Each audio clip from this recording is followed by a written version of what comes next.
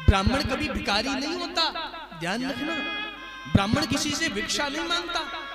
आजकल देखने को मिलता है ना साहब, शादी विवाह इत्यादि जब होते हैं ना, लोग शादी के फंक्शन में, शादी के उत्सव में करोड़ों रुपए, लाखों रुपए बर्बाद करते हैं, खर्च करते हैं। जब ब्राह्मण का नंबर आता है, दक्षिणा देने का नंबर आता है ना, ऐसे हाँ तुम्हें बहुत बड़ा, तुम्हारे ऊपर उपकार कर रहे। अरे समझदार लोगों, तुम क्या ब्राह्मण के ऊपर उपकार करोगे? तुम ब्राह्मण को क्या दे सकते हो? तुम्हारे घर शादी में जो सजावट करने वाला आता है ना, 10,000, 20,000, 50,000, लाख रुपए ले जाता है। विचार करो, बैंड वाला 10, 20, 50,000 रुपए ले जाता है। भोजन आदि की व्यवस्था में लाखों रुपए बर्बाद हो जाते हैं। अन्य व्यवस्थाओं को करने के लिए कितना धन खर्च कर देते हो। लेकिन जब ब्राह्मण को देने का नंबर आता है तो सबसे पहले फूफा जी आते हैं, हम मालिक हैं। फिर जीजा जी आएंगे, मामा जी पीछे से उठ करके आएंगे, बैग को खोलेंगे, उस पर्स में से 100 का नोट निकालेंगे। पंडित जी ने कुछ नहीं कहा ना, तो 100 दे करके काम चलाया। पंडित जी अगर थोड़ा सा कुछ कह दिए ना तो 500 का देते, बोलते हैं अभी भी कम लग रहे हैं क्या? आप भला ब्राह्मण को क्या दोगे? विचार करो।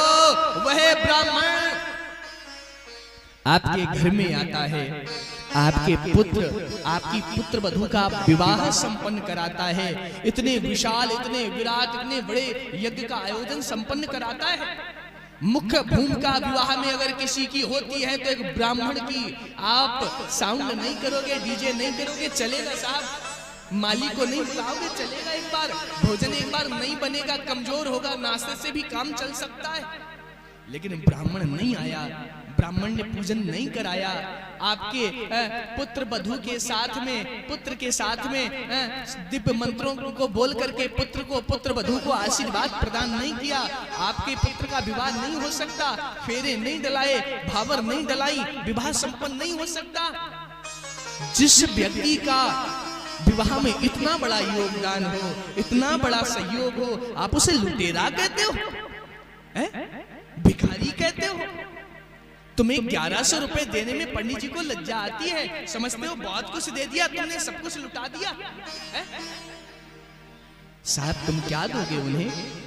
वह एक ब्राह्मण बचपन से लेकर के वृद्धावस्था तक केवल और केवल त्याग करता है। कभी उसका आपने पास्ट खोल करके देखा? बीता हुआ समय देखा? अपने जीवन में उसने क्या त्याग किया है? आप उस पर प्रश्न उठाते हो? 1100 रुपए दे करके तरह तरह के प्रतिवाद करते हो, गंदे बद्दे कमेंट्स करते हो, लज्जा नहीं आती? मेरा ये समाज कैसा हो गया है?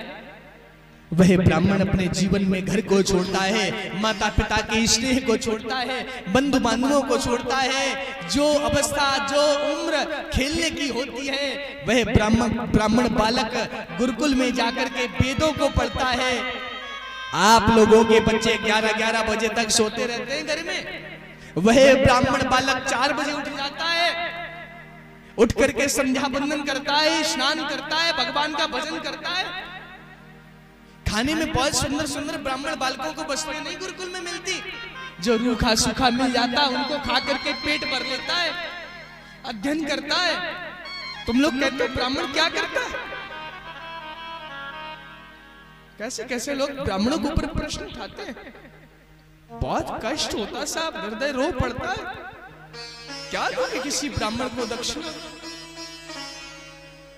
वेद मंत्रों को पढ़ करके समाज का कल्याण करने के लिए, समाज पर उपकार करने के लिए अपने समस्त सुखों को वो त्याग देता है, समस्त सुखों की आहुति दे देता है। आप लोगों के बालक कभी धोती पहन करके समाज में नहीं निकलते?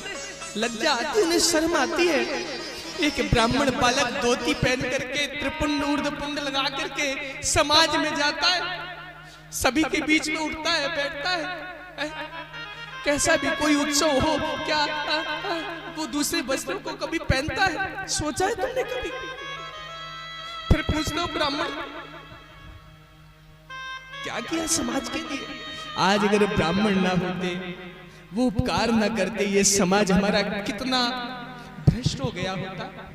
ब्राह्मणों ने उपदेश ना किया होता, संस्कृति का प्रसार प्रसार न किया होता, सनातन धर्म का प्रचार प्रसार न किया होता, तुम लोग समझ पाते हो उन बातों को?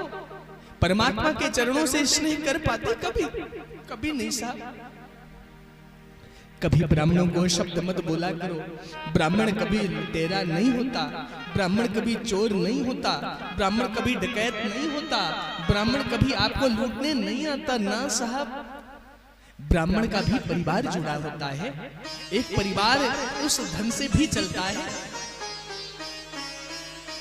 एक ब्राह्मण जो 10 साल वेद मंत्रों को पढ़ता है, उनको पढ़ने के पश्चात वो नौकरी नहीं कर सकता, वो फैक्ट्री में काम करने नहीं जा सकता, वो अपना बिजनेस नहीं कर सकता, कुछ और नहीं कर सकता।